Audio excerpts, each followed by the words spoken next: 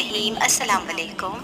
कम से कम एक दफ़ा दुरूद शरीफ पढ़कर नीचे कमेंट भी डन ले दीजिए। तो आज की वीडियो में हम बात करेंगे कि हम किस तरह दुआ करें, यानी दुआ करने का सही तरीका क्या है कि जिससे हमारी दुआ कबूल हो।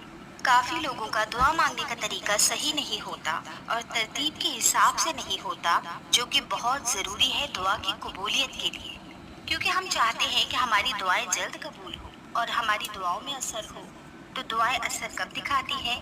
जब हम दुआओं को बहुत तरतीब के साथ और जैसे करनी चाहिए उस तरीके से करेंगे, तो इंशाल्लाह हमारी दुआएं ज़रूर कबूल होंगी।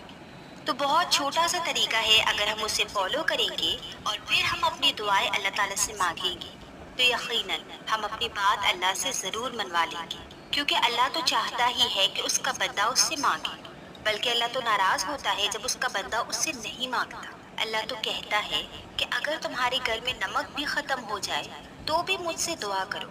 अगर तुम्हारी जूती का तस्मा भी टूट जाए तो उसके लिए भी मेरे आगे हाथ फैलाओ। और अल्लाह को तो शर्म आती है इस बात से कि उसका बंदा उसके सामने हाथ उठाए और अल्लाह उसको खाली हाथ लौटा दे, क्योंकि कुरान पाक में है वक़ाल रब्बुकुम अदऊनी अस्तजिब लकुम, और तुम्हारे रब ने फरमाया कि मुझसे दुआ करो, मैं तुम्हारी दुआ कबूल करूंगा। तो जब अल्लाह ने खुद कह दिया कि मुझसे मांगो, तो फिर हम क्यों नहीं मांगते? तो एक छोटा सा तरीका मैं आप लोगों के साथ दुआ मांगने का शेयर करने वाली हूँ।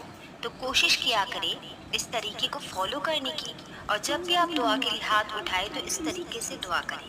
तो सबसे जो पहली चीज़ मैं आप लोगों को कहूँगी कि आप लोग अपनी दुआ में अमल पहम पैदा करें। अमल पहम क्या होता है? यानी मुसलसल दुआ करें, यानी हर फर्ज नमाज के बाद अल्लाह के सामने दुआ करें, अल्लाह ताला के आगे हाथ फैलाएं, अपनी हाजत तलब करें।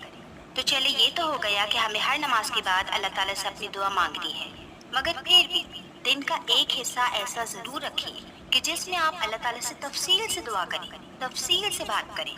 बल्कि मैं तो कहूँगी कि दिन का एक हिस्सा होने की बजाय अगर आप तहज्जुद के टाइम पे अल्लाह ताला के सामने दुआ के लिए हाथ उठाएंगे, तहज्जुद पढ़कर अल्लाह ताला से तफसील से दुआ करेंगे, खूब गिड़गिड़ा कर खूब मांगेंगे, क्योंकि तहज्जुद का वक्त एक ऐसा वक्त होता है जिसमें हमें कोई डिस्टर्ब करने वाला नहीं होता, और उस वक्त में हम आराम से अपनी लंबी लंबी बातें अल्लाह ताला से कर सकते हैं।